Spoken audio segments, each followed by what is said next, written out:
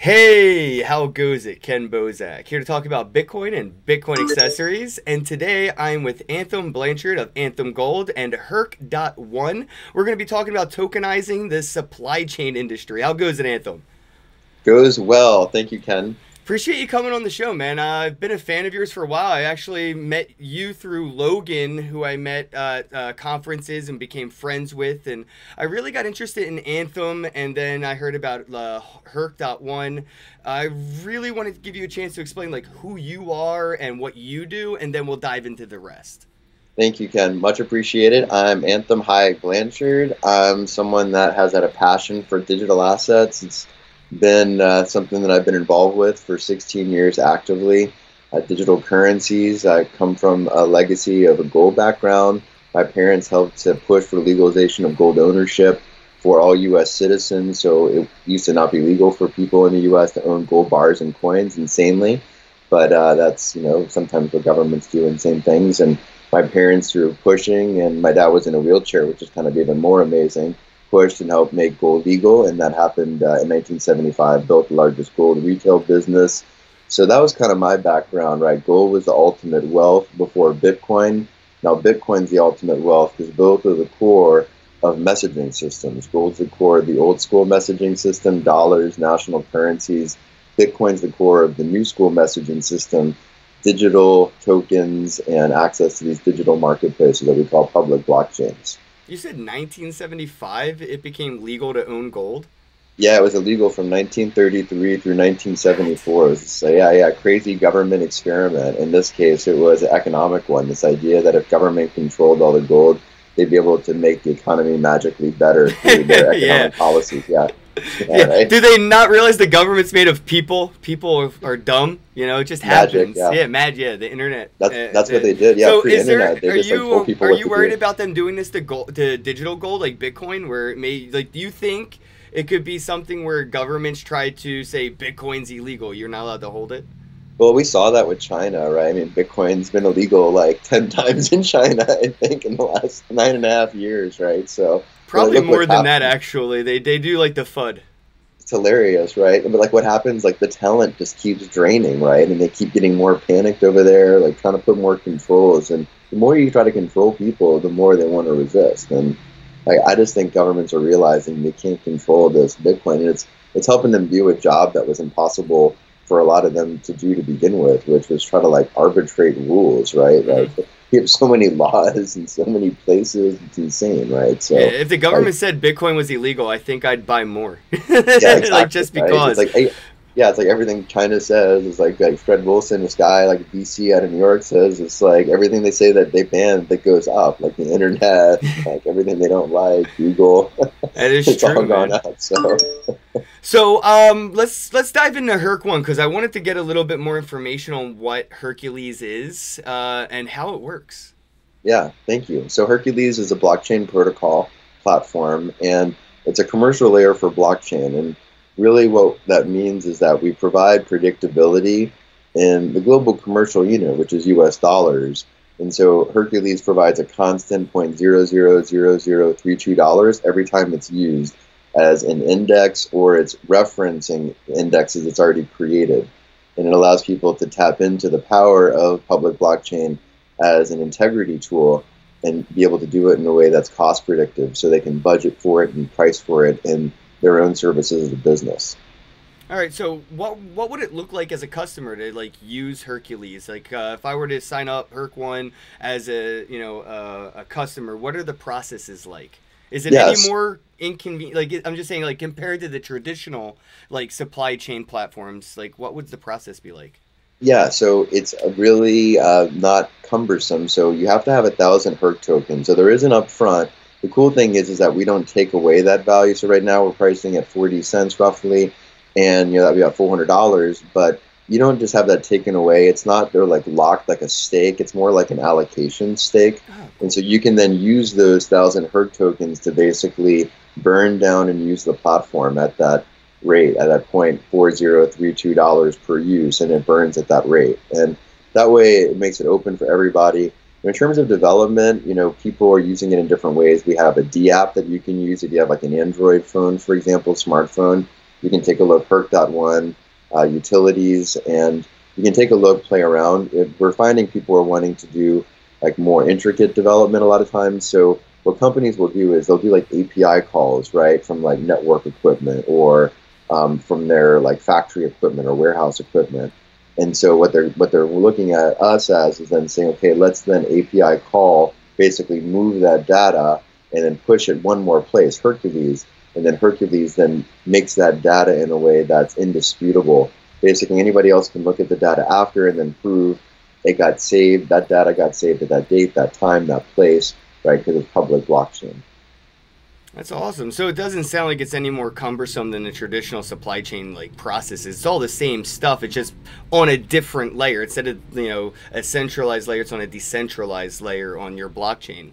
Yeah, which is immutable, right? Indisputable trust, right? It's just anybody can go back. It eliminates plausible deniability. It eliminates liability cost, right? And because it's open source public blockchain, you're not having to pay some kind of software company constantly for service upgrades. The community is incentivized through the token to continue to upgrade the software, right? That's the power of the token plus the open source, right? It's awesome. So you just launched the platform recently, I believe October 29th of this year. So I wanted to congratulate you there. And your token just got listed on IDEX. So what does that mean for the platform? What does that mean for the token? And what does it mean for the users as well as the investors of the both platform and token? Well, we're excited about it. We're really proud to be on IDAX. They're constantly like a top 15 exchange volume-wise. We also got listed on a Hong Kong-based exchange called Fruebit.top, so that's a cool one. A couple more launching tomorrow. I don't want to steal the thunder, and then a couple more the next week. So because we have working product and we have the product keys, as you know, that's super rare in blockchain. What we see a lot of is these product keys that pre-sell a product, being the blockchain platform, but they never actually come up with the platform, right? They're just tokens that circulate, right? So like product keys to no product. And so we were like, no, we're going to push the product out with the product keys. So we're marketing something that's actually working product. And that's how we decided to do things with Hercules. So just so the listeners understand, the platform already exists. The token is already on the exchange. You're not buying into a promise of a product. The platform already exists. So what does that mean as far as being like a utility token or whatever? Like, explain that maybe a little bit about like the token's use case on the platform. Yeah, exactly. So it means that utility token means that it's utility is software, right? Public blockchain, it's software, right? Like when it works, it's software. When it's not, it's a promise of software. So, but when it works, it's software. So we've got working software, and so people can 1,000 HERC tokens. They can start creating an asset, and what that means is that like anything, it could be any good service, any physical, digital at all, wherever that good has to go through some kind of trail, basically chain, to distribute itself, that we can apply the software to prove, indisputably the chain. So I saw on your website, and there is a link below, guys. If you're watching this, there's a link below to the website. You have a video on the website that kind of explains the supply chain, and they're talking about trees and wood. And funny enough, I was actually on stage in Alberta speaking about supply chains, but its importance in the cannabis industry, because people need to know where the cannabis comes from and all the steps that it takes in case it gets moldy in between, who's responsible when the supply goes bad, all this cool stuff. Maybe you could explain a little bit to the listeners, though, what a supply chain is and how you're utilizing blockchain technology to either improve it or to just keep doing what it's doing in a different way, and maybe talk about some of the hiccups that may come with it. Yeah, absolutely. So supply chain literally is everything that it takes to bring us goods and services that we consume as consumers, right, as users. So, these earphones, this computer, everything, like what it takes to make this internet connection happen, all the products behind the scene, everything is a supply chain. You're talking like tens of trillions of dollars of a market. So anything that we consume or we use directly, indirectly has to be made. And so when you make stuff, that's supply chain. And so right now the problem is that there's all this plausible deniability. So it's like, you've got some uncle and you've got some cousin that maybe they're like, stuff falls off the truck, right? And it's just stuff falls off the truck and you can't really prove, where did it fall off between this truck and this warehouse, or this warehouse and this truck, or this airplane and this truck, right? There's all this like he said, she said, she said, all this kind of stuff, right? So being able to have indisputable data means that like you can't go back and change it, or if it does get changed, you can see who changed it.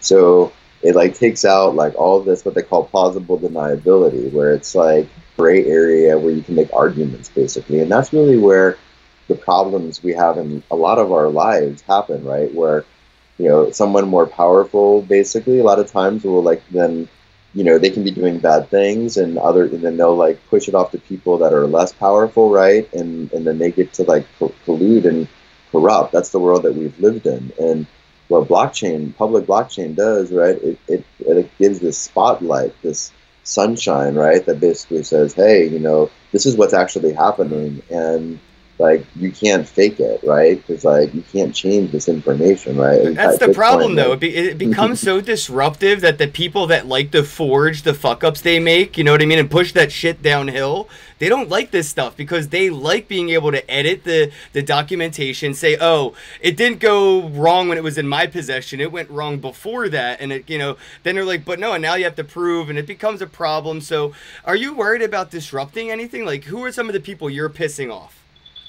I mean, with supply chain, I think, people that have been making a lot of money basically on a lot of centralized software potentially. I mean, it goes both ways because we disrupt them and then we help them because then their enterprise sales, right, they can make more margin. So, as long as people look at things in a positive way, we can help advance a lot of the business models right now are broken because they have distribution like the Microsofts and the IBMs of the world.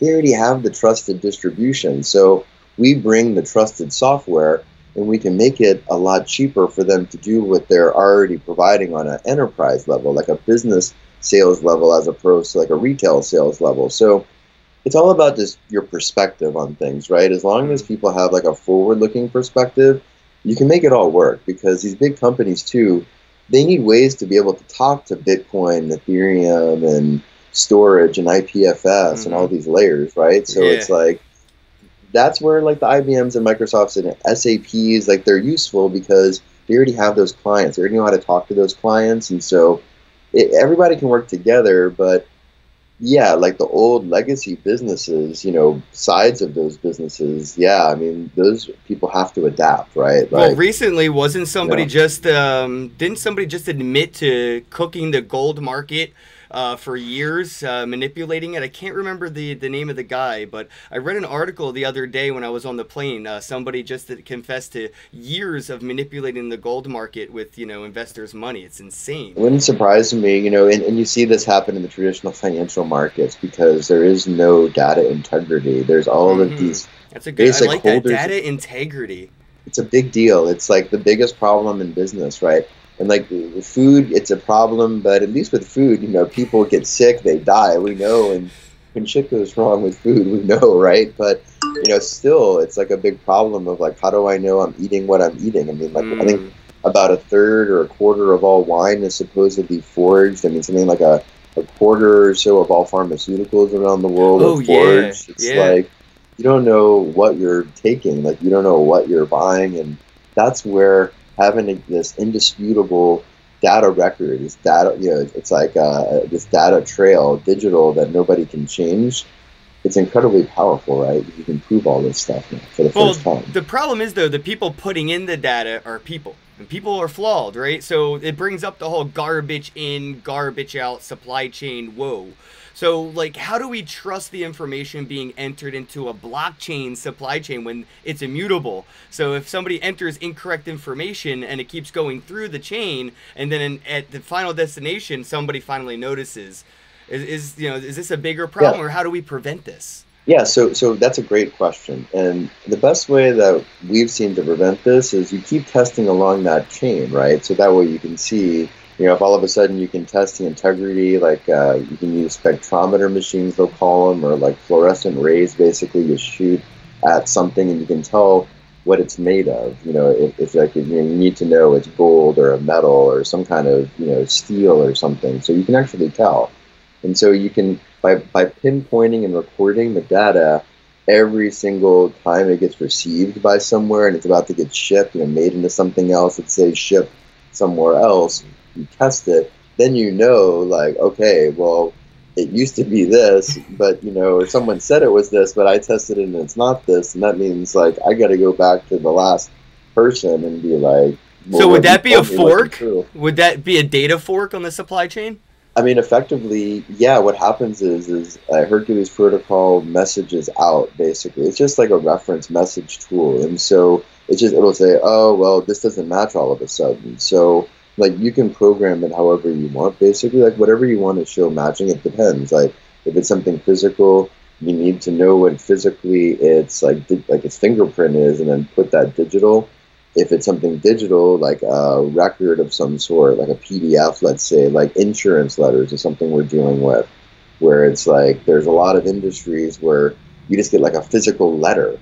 And the problem is, like, how do you trust that? Well, you can like do things with the letter, put QR, attach that, then and be able to say, well, push that into a blockchain, and then that, person who has the letter can then prove to that police officer or that regulator or whoever it is that they have a valid letter. And then if they want to then do a renewal, then the insurance company can do a renewal faster. They don't have to hire administrators then to do all the processing of physical letters and the customer service from like the trucker or whatever, the clerk, the restaurant person, the airplane, whatever it is, that has this insurance letter that has to like prove to somebody else this is legit.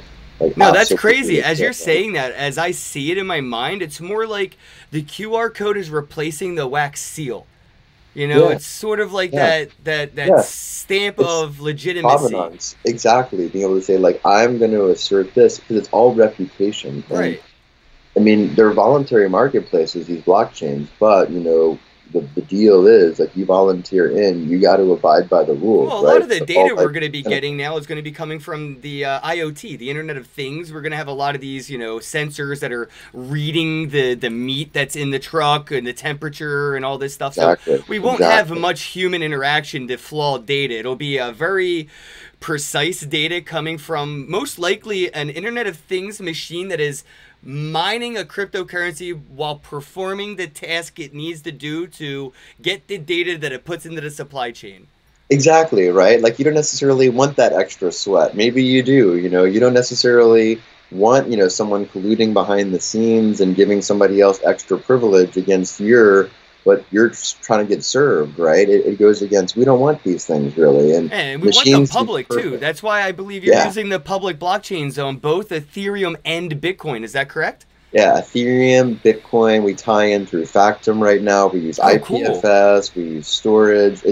Can you explain a little bit about what a public blockchain is as opposed to a private blockchain, and how does Hercules One utilize a public blockchain in the sense of the supply chain industry?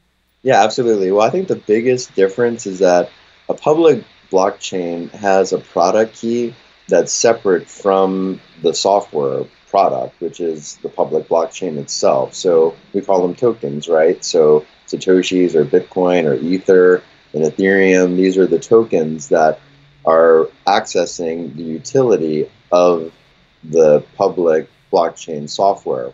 So private blockchains, the product keys are intertwined into the product, just like a typical legacy centralized cloud software in essence. And they're open source, but the integrity of the network, the security of the network is protected privately, instead of having this network that is protected publicly with these miners, basically node operators that are basically doing like a proof of work or proof of stake, or running some kind of algorithm basically that is clearing these messages basically around and protecting the message clearing from getting disrupted basically, right? So at the end of the day, what that ends up meaning is that public blockchains end up being a lot more cost effective, because you have this incentive structure of the product keys that create an extra incentive on top of just the software being usable. And then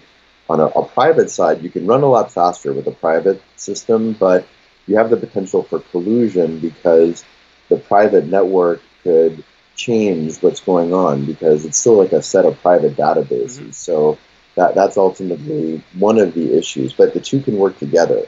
So like our Hercules public blockchain protocol can work well with like a hyperledger or like a Hashgraph DAG of any sort, any kind of other organization that's got a private permission blockchain. Like they can help us speed up as long as someone's willing to pay for that speed, basically, and then we can give them that indisputable data integrity plugging into public blockchain.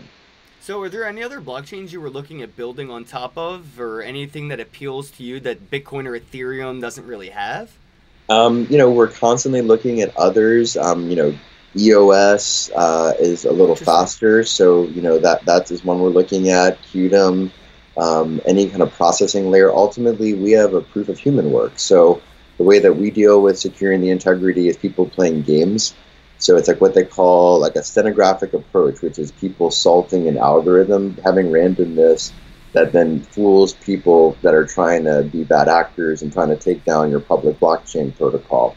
And by everybody plays games practically, or can, or likes to, and so this randomness is our way of being able to protect Hercules long term, and it's a way to be able to eliminate ultimately the processing layer. So can you dive into that a little bit more? Like as the user aspect, if I wanted to be part of the gamification of HERC, how would that be if I just wanted to participate in that gamification? Yeah, so it's called Hyper, and basically, so if you go to herc.1, you can learn a little bit about Hyper, and the arcade, it should be up, or it'll be up pretty momentarily again. We're constantly versioning right now, and so it's basically this ability where you can play simple puzzle games and you can earn HERC tokens. So you have a leaderboard. I love it. That's the way that we're processing transactions, and that way it's interactive. It's getting people into public blockchain. It could be so many people have smartphones around the world. Android smartphone, very low bandwidth for blockchain applications overall, and so people can be playing games, and then they can learn, and then they can build their own supply chain. And that's contributing to the security of your blockchain as well, correct? Exactly, that's exactly right. And so eventually we can eliminate. We love Ethereum, and we're super grateful, because without Ethereum we couldn't have launched Hercules. Ultimately, we want to try to make our solution as cost effective as possible. We know Ethereum's volatility it was over $2 in July to use it. It's been under a penny since then at times, but it's very volatile, and so we want to eliminate volatility to get businesses to use blockchain. That's really important, man. Businesses are used to stability, at least in the sense of the cost of a utility. They don't want their electric to be volatile. They don't want their supplier to be volatile, and they don't want the next. Yeah, dude, and they'll just run. I mean, they won't even use it. Yeah, could you imagine if all of a sudden like your electrical bill went up like 100 times or 200 times? I don't know. It depends. If it went down 3,000% in a bear market, I mean, who knows? It'd be like Price is Right. You just spin the wheel, and right? Think about how crazy that would be. Yeah, but right? life would not be sustainable even for the wealthiest of people, let alone for the people in a poverty-stricken industry.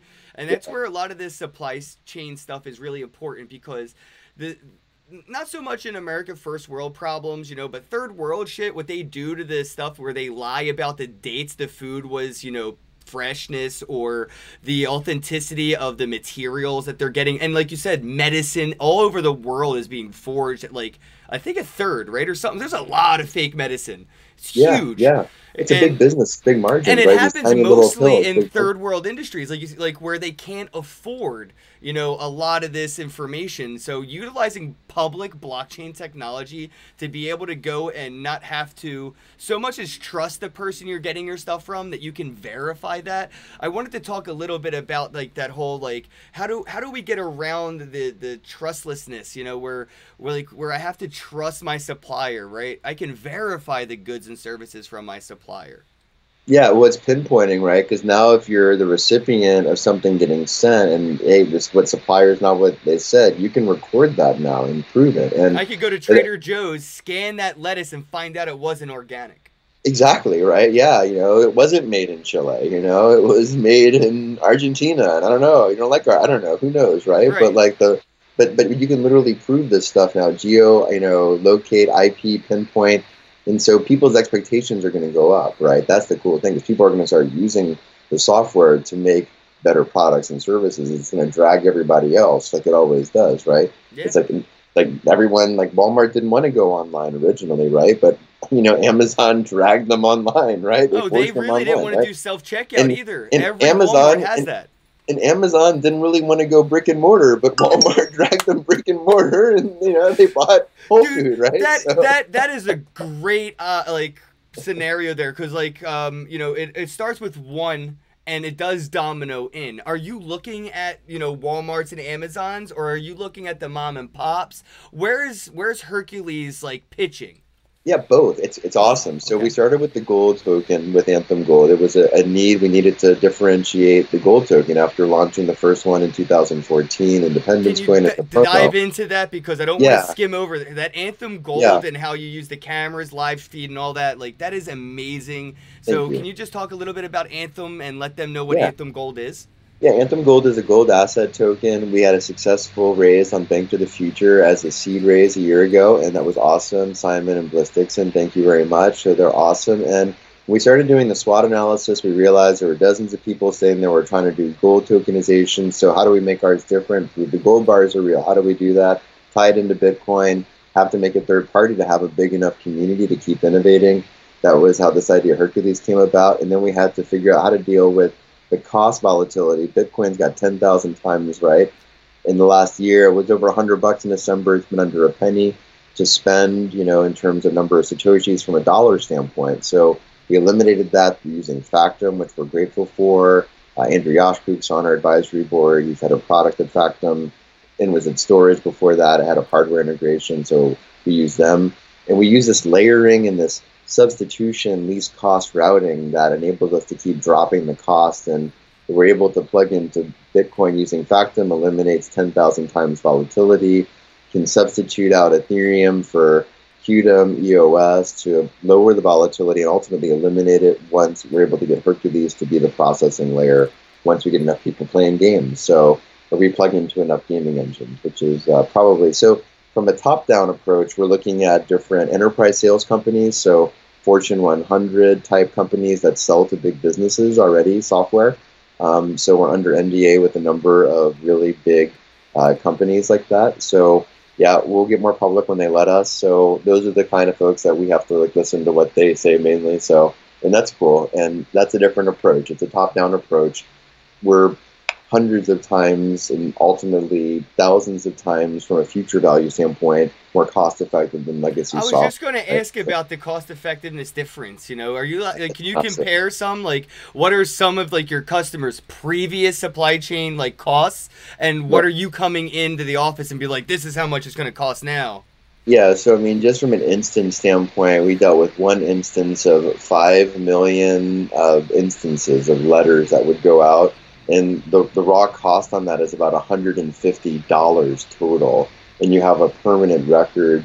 I mean, like depending how they want to keep the information, like the simplest would be just a bunch of text. You have to have a little bit of cloud storage with that, but you then can eliminate literally like hundreds of thousands of Oh wow. dollars of people that you had to have administer like really tedious jobs, like having to field angry, people out in the field because like they need to certify some like crinkled up piece of paper to somebody else, and for some form or something, right? It's Mm. just like miserable stuff, and it stifles innovation ultimately, and it stifles our creative possibility as human beings, and it makes our trust now permanent, right? Like all this work and this kind of tedious stuff, we can eliminate our need to, as people, to have to do it.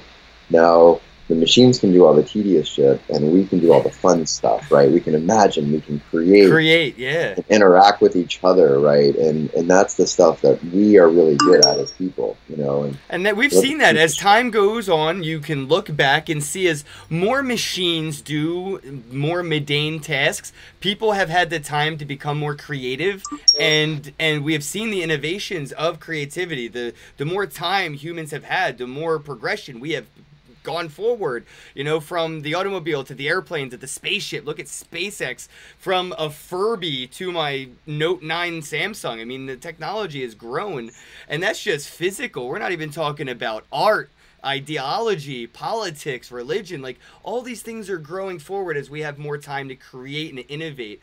What now? I don't see a monopoly in supply chain. I don't think like, you know, HERC.1 is going to be the only supply chain blockchain solution. So is there any market you're looking at specifically? Like you started with the gold, with the Anthem Gold, and your family has a history there, and you create this supply chain. Are you trying to do everything, or are you trying to do more like foods, precious metals? What are some of the, you know, supply chains you're looking at right now, as far as like overall? Because we have supply chains right now in the legacy industry that are specifically for like the fast food industry, or for the clothing industry, or for the pharmaceutical industry. Or am I wrong? And HERC.1 does it all. Well, HERC.1 can do it all, and whoever, if you just have 1,000 HERC tokens to allocate into a wallet, you can do whatever you want with HERC. So, like you're a Prodigy programmer, have friends that are Prodigy programmers, they can pick it up. If you want to work with some of our Prodigy developers, great, you know, you can hire us. But you can pick up the protocol. I mean, we're looking at containers right now. There should be an exciting announcement soon there. You know, we're looking at verticals diverse as pharma, different food, video, game, any kind of reports.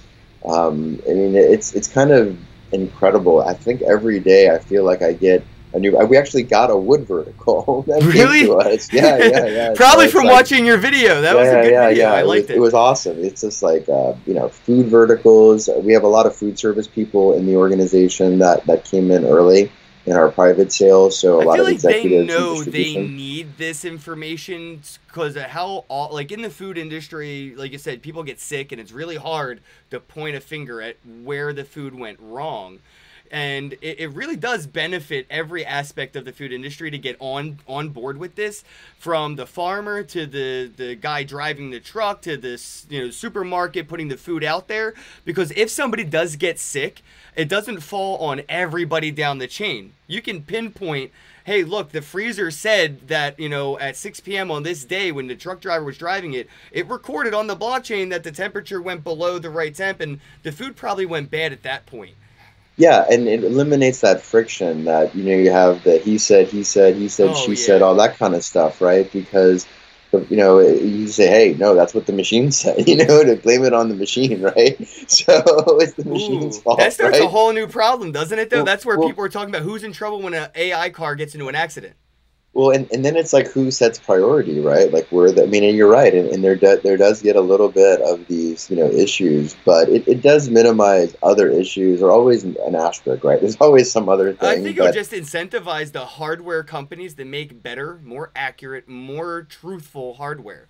You know, that's really, instead of hiring somebody with a good resume, you're going to hire a product. You're going to buy a product that has a good resume. It has, you know, maybe some of the most important companies have used this thermometer, a blockchain thermometer. And like I said earlier, I do see these IoT devices basically earning their own income, so that if you use a smart thermometer that records the temperature and puts it on the blockchain for a supply chain like HERC.1, it's earning a token to the point to where it could maybe even afford to send out a repair signal. Say, hey, I need to get fixed. And it calls and hires a technician. That's, guys, if you're listening to this is what the Internet of Things and smart contracts are all about. When something breaks, you don't do shit. It will call its own technician. It'll pay the bill itself. This is what IoT does. Or like imagine being able to like play Farmville in SimCity, except it's like interactive, right? So it's like your Farmville, like you're your own digital general farmer, right? And it's like you have a farm like 30 miles out, but like the stuff just gets delivered to you with drone, right? If you need to like trade, you can like trade like SimCity. You just, like I'm going to make my mom watch this interview just for this, and my mom's going to be like, I can Farmville on the blockchain, I'm rich. Exactly. That's what this is all about, because like that randomness, it's that richness of interaction, that's what makes the trust happen. That's what the blockchain really is, you know, at its core. It's a fabric of trust. Right. So we were talking about tokenization. You mentioned the difference a little bit between a cryptocurrency coin and a token built on a coin. Maybe we could dive a little bit into that, because HERC is a token. It's not a coin. Maybe you could explain the difference a little bit more in depth about what makes a coin and a token, and where Hercules is built on. Yeah, sure. So, I mean, typically crypto coin, everyone's got their own little unique definition of it. My little unique definition of it is it's something that is mineable. Yep. And it's something that is all mineable, and from the beginning, and people have kind of different definitions of that. I mean, we have, a mining ability, which is the game. So, but, we had pre-mined all of the product keys. So in our case, really because we pre-mined, quote unquote, the product keys, that someone would consider that a token, as opposed to not pre-mining the product keys and allowing all the product keys to be mineable, is typically then referred to as a coin or a cryptocurrency or crypto coin, where we're more like a crypto token, I guess, would be kind of the current day vernacular. And we'll probably could have this conversation in 3 years and there'll be like 4 different words explaining this. Oh, it'll be in Webster's in a couple years, I'd bet. I hope so. That'll be good. I feel like they got John in the dictionary, so I don't see in there. Come on, it is, isn't it? Wow. Yeah, we're not that far from token and coin being broken down in Webster's, but you're right. Everybody has their own explanation of it. A lot of people don't even know you could like do tokens on Bitcoin's blockchain with color coins and things like that, but that's totally different combo. Yeah. Well, that's the cool thing. Like that's the cool thing, and you can plug and play with public blockchain software because it's secured by network. Traditional software is not secure. That's like why RSA has gotten hacked, like the Pentagon's gotten hacked, Deloitte, Equifax, and they're honorable and they have enough sophistication to admit they've been hacked. Like everything can get hacked. Networks aren't hackable unless you can take the whole network down, basically. That would be a 51% attack or something to that effect. Exactly, precisely, right? So, but the cool thing is you can plug and play. Like that's why banks use Cobalt still. Like Bank of America, big banks use the Cobalt because there's no advantage to them taking it out because it doesn't have any data integrity, anything like that they could sub out, and like it's not broken. And if it did break, they would lose all their integrity, right? So, like, but blockchain software like Hercules, we can sub in and out, right? EOS, QDOM, ultimately, like if SIA was working or some other kind of storage, IPFS, like whatever's most economical can get subbed in and out because you can trust each layer. That's all public blockchain software. So that's like a really prolific function of blockchain. Like that's what makes it so fast. It's like Legos. You can literally just say, I trust this block. I can put this block on another block and just keep making stuff. When you're as smart as you are, I bet it does look like Legos. But for most people, it's like this crazy thing that doesn't fit anywhere. And all these regulators just want to shove it in their business and somewhere and make blockchain on every banner at every conference booth. And it's getting crazy, man. But you're right. It is, once you do understand the way the technology works, you can kind of like pick and choose pieces that you want to incorporate into your industry and really benefit from the technology. It's like, oh, I really don't understand this automobile thing. We've been supplying our suppliers with, steam engine trains. Why do we need a truck? I'm like, well, do I really need to write this out for you? You've been in the space in crypto for a long time. Forget everything you're doing. What are some of the projects in this space that you got your eye on? You're like, oh shit, I can't wait for this to like be a thing so you can actually utilize it. Or maybe even as an investor, are there any projects you're like, oh man, I hope this Lambo soon? Yeah, I mean, we're got to be bullish on what we're using. So, talking the book, I mean, obviously Bitcoin, we know. Ethereum, I'm always hopeful for it. Storage, I like a lot, STORJ. Yes. Factum, FCT, Factoids are their product keys. All those projects I really like because they've got proven working software, right? Like they're proven product. So you're not speculating on the product build. Now you're just speculating on how the execution will continue to go. So like anywhere you can find working public blockchain software, like those are great product keys. Like I'm trying to think of some of the others, like the decentralized exchange is a pretty good one. What is that, like X0 or DEX? DEX. Like if you like some of the kind of purpose-based cryptocurrencies like Zcash, maybe kind of interesting. I think, Bitcoin is just the safest bet. I just always say, if you just stick with at least whatever you're going to allocate in tokens, put half of it in Bitcoin, you're probably going to do really, really well. It doesn't matter the other half. So that's true. But, you know, but you never know. Like the people that have done the best in the institutional world, like Mike Novogratz and Tim Draper, who are kind of helping to bring in a lot of these next level people in terms of talking with them, and, you know, the Barry Silberts of the world, like they've gotten in early on utility tokens for working blockchain platforms. So, like, that's what I would say. Like, stay on the lookout, you know, on, you know, the Merkle or all the good places, you know, whatever, the dozens of them out there, Cointelegraph, all of that stuff, CoinDesk, you know, keep looking, keep watching. And your show, obviously, you're like one of the best places, honestly. So, because you actually really get into it and you're passionate about it and you like really understand like the difference between working software and a project, which is exactly. But projects are important, you know, but it's also important to have follow through, to be like, hey, like, is there a working business plan? Is there like working token economics, right? Like, you know, what's the available market? Is it really big? Because it probably should be, considering that there's nothing really working right now commercially yet. So, you know, think big still. So, you know, just think practically. Like, you know, if a team, you know, executive person can answer for you in wherever forum, whether it's Telegraph, whether you're lucky to go to a conference or lucky to get somebody on some kind of voice chat, you know, of some sort, ask them first principle questions about what they're doing. You know, what's the purpose? What's the utility of your software? What's the use of the token, right? What's your total available market, right? And those are just great things. Like, even if it's not a working platform yet, to kind of see, you know, is this team really thinking about the problem they're trying to solve, or are they just like trying to be like a hype fest project? You know what I mean? Yeah. No, that's the thing. A lot of people that I talk to that have been in this space for a while still have money in projects that don't have any use. They're still ideas. For years, they've just been ideas.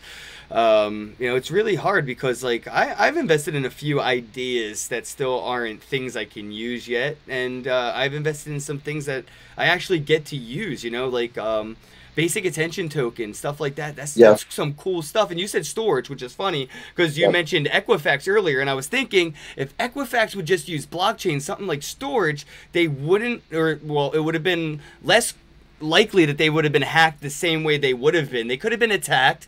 Their blockchain may have been, you know, attacked, and it may have been, you know, some cost friction to utilizing their blockchain. But the data would have stayed. It wouldn't have been stolen. They would have had to. It would be encrypted on the blockchain. You would have to unencrypt it. You could get access to to all that info, but you can't unencrypt it. You know, and you could hinder the blockchain by attacking it and spamming the network. But at least you got to pay for it. So in a sense, now, is spam even really spam? Because you have to pay for it. So it's not really spamming the network if you have to pay to use the network. You're just being a bad actor. Yeah, exactly. And then you get punished for that, because then people know your address, right? So then they know you can trace root stuff. So, and with Chainalysis, man, the public are going to find you. Exactly right. So you're exactly right, man. It's a whole awesome world of really being able to have good actors, you know, do good things that really make our world better, enrich our world, give us better services, better goods. And, you know, I mean, I think Presearch was another one. Like, someone in our team has been using it just to look up stuff, and, you know, that's a cool one.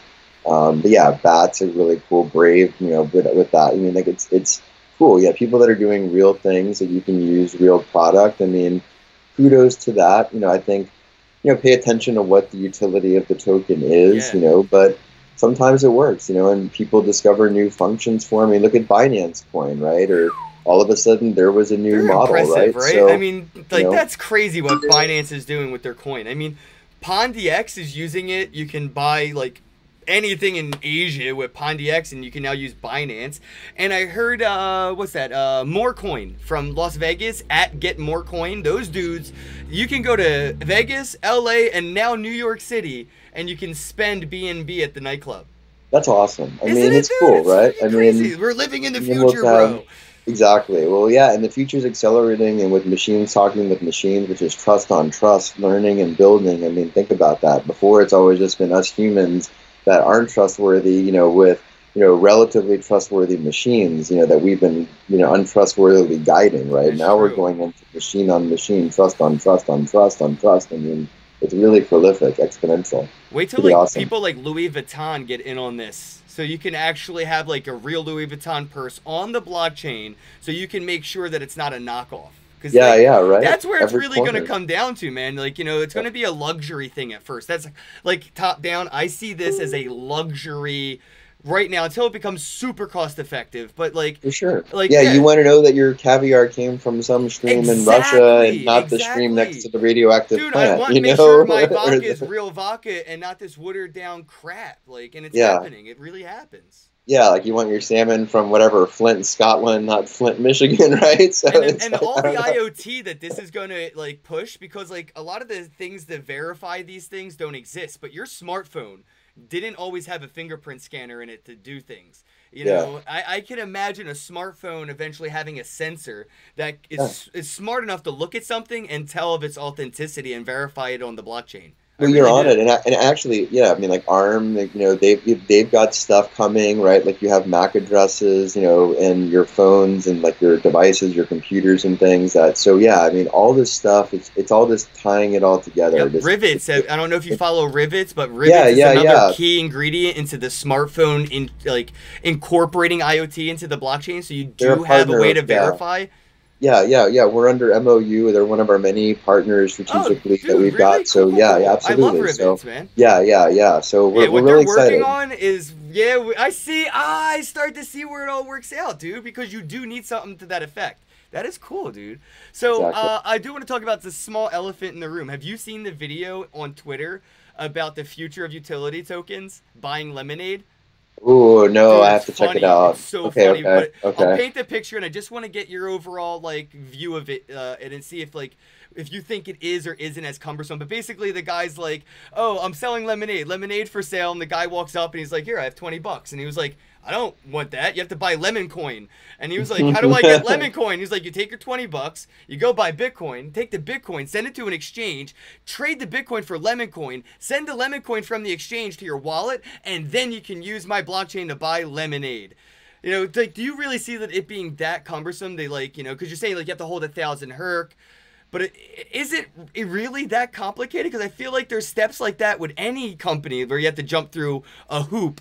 This is just a more obvious hoop. Yeah, I mean, you pay somebody, like when you pay somebody Right. on a Visa, MasterCard, credit card, you're not paying them with cash, right? Everything is on all these different forms, or China Union Pay, or Exactly. And there's a lot of fees Alipay, involved in the or background on that. Venmo, or, whatever, that's out there. There's tons of these different payment platforms now, right? So, like, those kinds of days are over. But moreover, a lot of the platform, you're going to see them, the protocol platforms, they're just going to be interlaced Mm, into commercial services. Like we're using protocols right now, TCP, IP. We're using whatever kind of protocol that Skype or SIP or whatever else it's using underneath. And what the hell do we know about any of this stuff? I barely even know those right. what they're even called. I don't even know what the hell they really even do, right? But we use them all the time, When right? I So saw that commercial, I was thinking somebody should make a video of like all the steps in the background it takes to do a Visa transaction.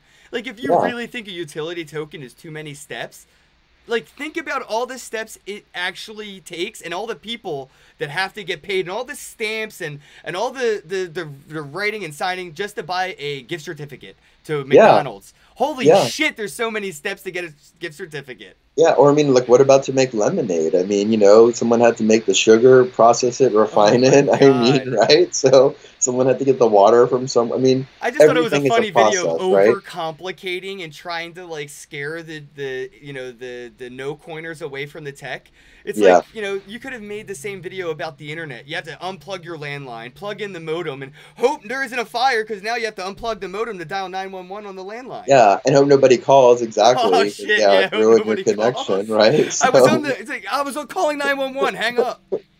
Yeah, so I mean, like any technology, when it first comes out and it's introduced, it feels like a million to one steps. I remember, you know, my mom trying to use an iPad for the first time, and now she's walks up to a TV and she's used to touching it. It's just we adopt technology a lot faster than people give us credit for, but it exactly. really is fun making fun of the adoption curve. You know, when people were trying to set the alarm, the clock on their VCR.